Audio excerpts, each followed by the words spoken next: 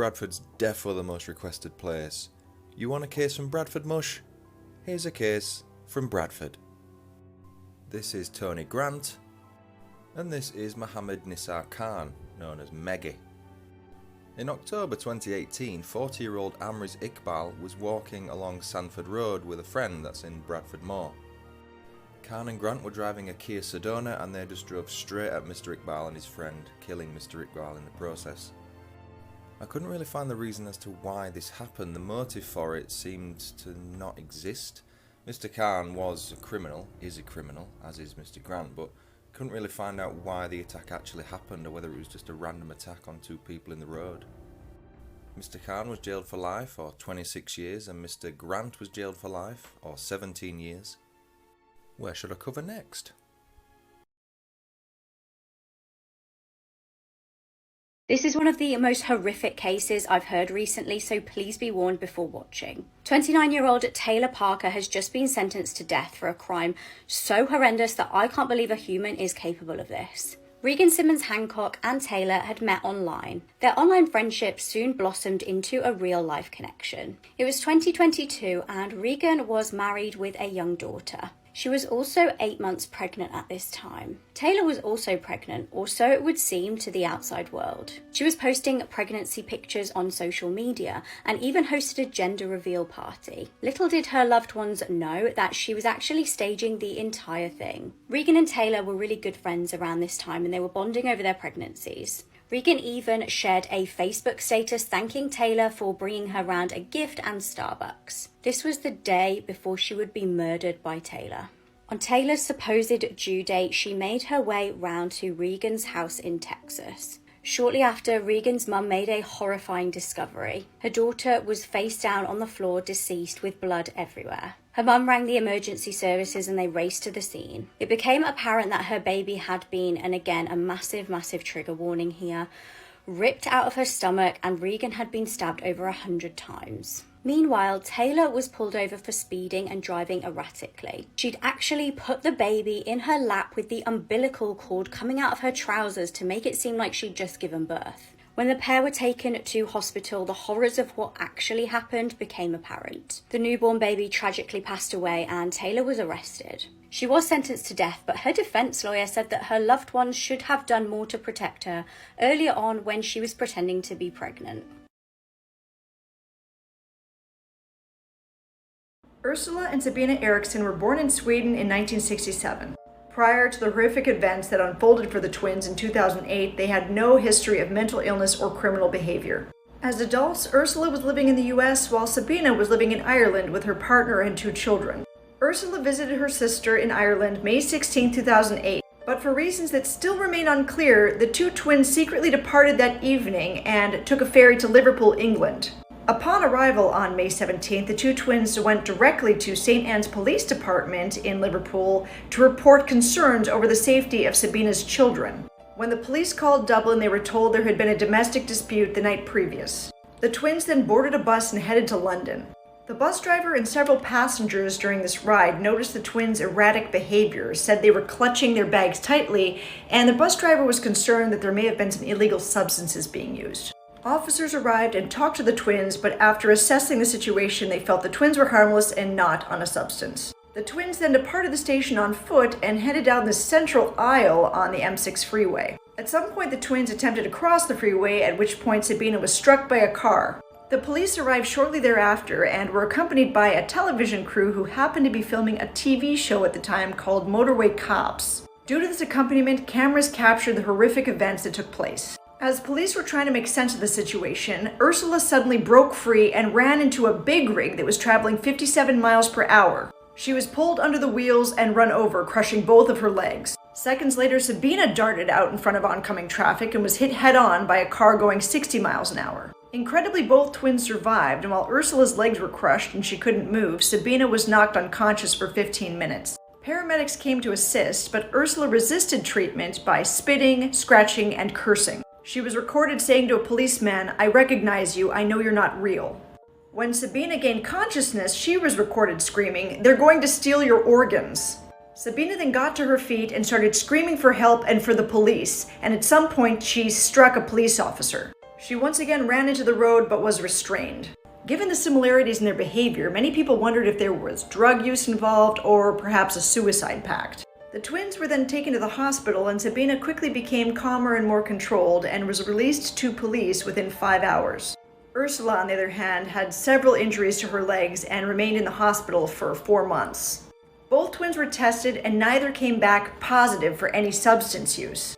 While in police custody, Sabina remained calm and relaxed and stated, "We have a saying in Sweden that an accident rarely happens alone. It usually is followed by 1, perhaps 2. And boy, did it get worse. Check out part 3. A former child actor who appeared in a TV advert for milk in the 1980s has been given a life sentence for murder. Kevin Spain was this week found guilty of the murder of Leroy Venner, who was repeatedly punched and kicked in a brutal assault at a flat on Belmont Drive in Anfield. Spain appeared in a commercial for the Milk Marketing Board in 1989 and uttered the famous line, quote, "Accrington Stanley, who are they?" He was one of 2 boys seen in the clip dressed in Liverpool FC kits. During the advert, Spain pours himself a glass of milk and reacts by saying, "Milk? His friend tells him, quote, "It's what Ian Rush drinks. He said, if I don't drink lots of milk when I grow up, I'll only be good enough to play for Accrington Stanley." Spain then delivers the famous line, quote, "Accrington Stanley, who are they?" Since featuring on the TV screen, Spain's life spiraled into one of crime and drugs, leading to around 40 appearances before the court for nearly 100 offences and ultimately culminating in Mr. Venner's murder. Since 1999, his criminal record includes convictions for dealing heroin and crack cocaine, wounding and assault with intent to rob. On the night in question of the murder, Spain was refused entry to a property on Belmont Drive where Mr. Venner had been temporarily living. He was eventually let in by returning tenant Mark Kelly, who then left again in order to top up the electricity meter. It was at this point that Mr. Venner was fatally assaulted, with Spain leaving him lying unconscious. He was arrested on suspicion of murder on Edge Lane that evening, at which point he responded, quote, "That's a big charge, what do you mean, murder?" Under interview with detectives, Spain later stated that Mr. Venner from Toxteth had, quote, taken 2 swings at him and he had returned 4 or 5 blows in self-defence. A post-mortem investigation revealed that he had suffered multiple forceful blows causing a brain injury. Sentencing Judge Brian Cummins KC said, quote, "Only you will know the detail of what happened in the flat at that time. You have shown yourself to be a shocking liar.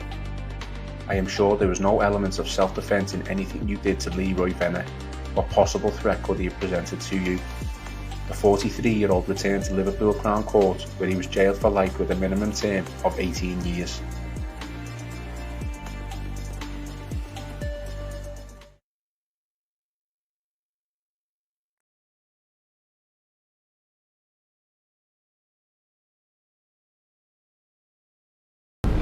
It's like stealing candy from a baby. 15 to 20 seconds I could get like 2 or 3 phones. If I see it and I want it, I'm gonna have it. Traffic is not a problem. Red light, not a problem. Speed camera, I don't give a shit. I'm getting away. That's it. I mean, anyone who has a phone that's out, facing down, especially with their headphones in, they're completely unaware to what's gonna happen. That'll be the perfect target. And it's all about the positioning as well. What makes pedestrian crossings a good spot? So right here, we're looking for people that's looking down, got their phones out with their headphones in particular. Anything that's not securely wrapped around someone's shoulder or someone's back, like this backpack here, which is on our wrist, it's very easy for us to snatch that and take it. Do you think people are stupid walking around with their phones out like that? Of course, you're asking for it, in my opinion. But it's so normal. It's not normal. How are you crossing the road? There was a woman just now crossing the road with her phone, looking down, look. That's not normal. You're crossing the road, you should have all eyes on the road. People at the bus stop are waiting for their buses, so they're focused on the road. They really focus on themselves too much. The best people are the people that are standing up with their phones in their hand. You don't have to get off the bike, you're just driving straight past, grab the phone and off you go. There's a guy across the road in a blue vest with his hood up, very easy. That is perfect. I'll maneuver him from behind. He's not safe anywhere. As long as he's distracted, That's it. That's all I need. He doesn't even have a tight grip. 3 fingers on the phone plus his thumb. Breaking news in the JonBenet Ramsey case. Unearthed DNA evidence under JonBenet's fingernails and on her clothing was released this past week, and it turns out it is not a match for any of her immediate family members, nor is it a match for any relatives or friends around the crime site weeks after it happened. John Anderson, who is currently writing a book in regard to the JonBenet Ramsey case, has said that the detective on the case did not receive the DNA evidence until 3 weeks after it was taken, and then he did not give it to prosecutors until months later. The Boulder police spent many years with the parents John and Pat Ramsey under suspicion despite these DNA findings. You may recall last July I reported that John Ramsey was willing to take legal action against the Colorado Police Department if they did not allow him to retest his daughter's DNA in an independent lab. This independent lab is more in line with new genetic genealogy testing. This past November, JonBenet's 26-year-old cold case was reopened for a new investigation. I will keep you guys in the loop with more news updates on this. This is Gary Glitter, one of the worst pedophiles in world history. And this guy was a rock star. The story is extremely disturbing. So all of the bad things that Gary Glitter had done in the past resurfaced in 2019 when The Joker came out. His song was the one that was used during this infamous dancing stairway scene. But let's rewind. Paul Francis Gadd was born in 1944 in England. It was in the year 1971 during the glam rock movement when Paul began to use the stage name Gary Glitter and his career really took off. The release of his album titled Glitter was a massive success. The song Rock and Roll reached high points on all charts across the world, and he seemed to be this, new age progressive rock and roll star. And for years, Gary was heralded as a rock and roll icon. This guy was loved by thousands, millions of people across the planet. But that would all change in the year 1997 when Gary took his computer into a repair shop in England. The technician at the time that was taking a look at Gary's laptop discovered CP images on his hard drive. The police then got involved. They searched his home and found even more CP. This guy was sick. After all was said and done, it was discovered that Gary had downloaded over 4,000 images of CP onto his computer. He had also had a relationship with a 14-year-old girl in the 1970s, and he was given a 4-month prison sentence. After he was released from prison, Gary felt the heat from the public now hating him in England, so he fled to another country. But after the authorities in Cambodia discovered who he was exposed, and he was then deported to Bangkok. He eventually settled, though, in Vietnam. And it was in Vietnam where Gary resumed his typical pedo behaviors. He was banned from a nightclub for groping a teenage waitress. Other people saw him bringing 2 young girls into his home. And on November 12, 2005, Gary fled his home in Vietnam. Authorities eventually searched the place and found a 15-year-old girl that was living with him. He then tried to escape the country, but he was arrested at the airport. And from that point on, multiple Vietnamese girls came forward that were underage and said that Gary Glitter had, assaulted them in the past. After all was said and done, he was sentenced to about 3 years in prison in Vietnam. And if he would have been convicted on all the charges that he faced, he might have been executed by firing squad. Eventually, though, he served his sentence and he was released in Vietnam. And after a lot of countries said they wouldn't let Gary Glitter in, he returned home to the UK. But he wasn't safe there. He was arrested shortly after arriving back in the UK after he faced a number of new allegations against him. Eventually, he was charged with 8 counts of sexual offenses against girls from the ages of 12 to 14 in the years 1977 to 1980. One of these charges alleged that he even crept into a 10-year-old girl's bed and attempted to essay her. So after a lengthy trial, he was finally caught again. He was imprisoned, but he could be released next year in 2023. I know that the movie The Joker received a lot of backlash for using Gary Glitter's song because he was compensated with royalties, even after all of these things had happened to him. And yeah, this just shows that this guy was not and is not a good dude.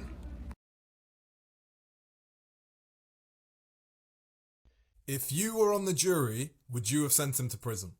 In Norfolk, United Kingdom, 54-year-old Tony Martin was asleep in his farmhouse when he was woken up by a noise. He could hear voices coming from downstairs, but the old man lived alone. Illuminating the darkness, Tony could see a bright light shining up the staircase. Over the 20 years he'd owned the house, he had been burgled several times, losing thousands of pounds worth of furniture and even a grandfather clock. His heart pounding, Tony crept back into his room, grabbed his shotgun and pointed it down the stairwell, letting off a shot. The intruders instantly started panicking. Tony aimed his gun at the shouts and let off another 2 rounds. He heard a window smashing as the intruders ran away, and then silence. Tony grabbed his torch, searched his house and peered outside, but couldn't see anyone. Unable to go back to sleep in his house, he went over to his friends to tell them what had happened and slept on their couch. It turns out the two intruders were 29-year-old Brendan Fearon and 16-year-old Fred Barras. Fred had been hit in the back, and both men were hit in the legs as they tried to scramble out of the window. The two got out, but 16-year-old Fred died in the garden. Brendan managed to limp over to the neighbour's garden, where he was arrested and taken to hospital. Tony was arrested the next morning at his friend's house. When the case went to trial, lawyers argued that Tony had used excessive force, laying traps for the burglars and lying in wait, with the intention of killing them. They pointed to the fact Tony had his gun licence revoked a couple of years previous for trying to shoot a man who was attempting to steal apples from his orchard. They wanted him to be convicted for murder due to the death of 16-year-old Fred. Tony's defence argued he was an old man protecting himself and his home from criminals, and that he genuinely feared for his life. Fred's grandmother, Mary, said, "It's not fair that the farmer has got all the money and he is the one that took Fred away." Tony was ultimately sentenced to life in prison, but after an appeal, his sentence was reduced to manslaughter. He was released after 3 years for good behaviour. The image you are seeing here is the final image ever taken of a 5-year-old girl in Wales. Hello, true crimers. This is the case of April Jones. Viewer discretion is advised. April Jones was a 5-year-old girl from Machynlleth, which is in the United Kingdom. She was described as being a very happy-go-lucky young girl. She loved to have fun and just to play with her friends. And that is exactly what she was doing on the night of October 1st, 2012. This is her home in Brynigog. I'm so sorry if I said that wrong. Where she pleaded with her mother if she could go outside and play with her friend for a little bit. Her mother said, yes, that's fine, but not for very long. So April took her little pink bicycle and brought it out front to ride a bike with her friend. This was around 7 p.m. that night.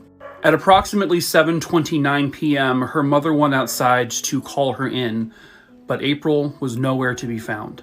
Panicked, of course, she called 999 to report her daughter missing. Now, luckily, April's friend saw exactly who took her. A Land Rover would pull up alongside April as she was riding her bike, and she appeared to be having a conversation with the man inside. And then April willingly climbed inside the vehicle. The friend recognized the vehicle as the same vehicle that two of her school friends got into earlier. When she named the friends, the police were able to piece together the parent. And that man was 46-year-old Mark Bridger. He had 6 kids. The friend even described the man in the vehicle, and it matched his appearance. By October 2nd, 2012, the very next day, he was arrested.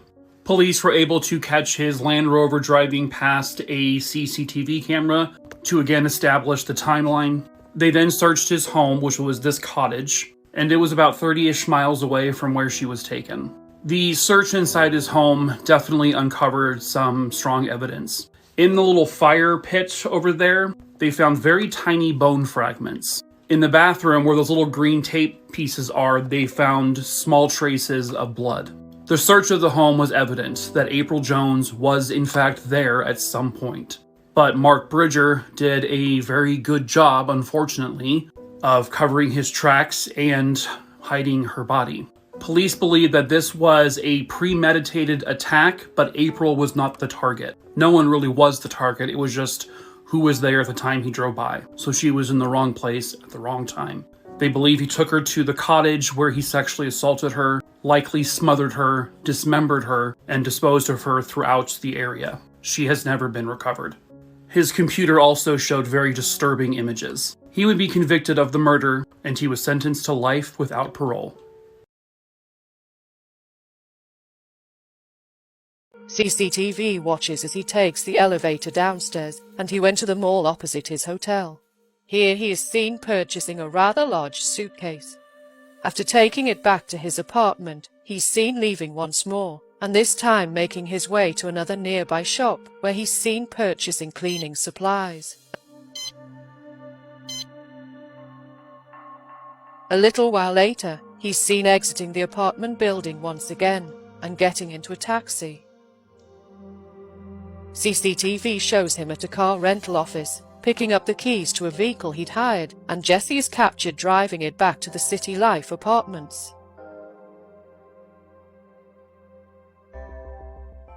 And then at around 4 p.m. that afternoon, incredibly, Jesse went on another Tinder date. This date didn't go as well as his date with Megan, and the lady actually got the creeps by him. She would later say that she felt uncomfortable with him, to the point that she didn't even want to walk with him to where his car was parked. She instead made up a story that her mom was waiting for her somewhere else. The turning point came when Jesse nonchalantly revealed that his friends were police officers searching for a buried body just outside Auckland, and that the scent would be untraceable if the body was buried deeper than 4 feet. This information sent shivers down her spine, confirming her gut feeling to distance herself from him. After the date, Jesse returned to the hotel where he borrowed a professional carpet cleaner and then took it back to his room. He'd apparently messed red wine on his carpet and wanted to clean it up. He's then seen loading 2 large suitcases onto a hotel trolley and taking it down to his rented vehicle. He put the bags in the trunk of the car and then returned to his room for the night. The following morning, Jesse was up bright and early and went to a nearby store to buy a shovel. He then got into the rented vehicle and seemed to go for a drive. He's spotted again about 2 hours later, this time at a local car wash, where he's seen giving the vehicle he just hired a meticulous cleaning, before returning back to his apartment. Over the next couple of days, Jesse is seen discarding various items in dumpsters all around Auckland.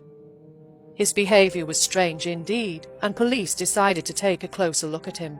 The cleaning products, the professional carpet cleaner, and the rental car all seemed to point at him trying to get rid of evidence, and police started fearing for the worst. So on December 5th, they called Jesse in for questioning. How did the evening pan out? Yeah, pretty good. So I thought, you know what, if I meet at Sky City, at least I know that there's lots of people around, so if it is someone that it's not, then I can just walk away. How did the evening sort of come to an end? There was a hug and a kiss on the cheek, and a thanks, no, nice meeting you. And then I said, let me know about tomorrow. And she said, okay, and then she kept walking.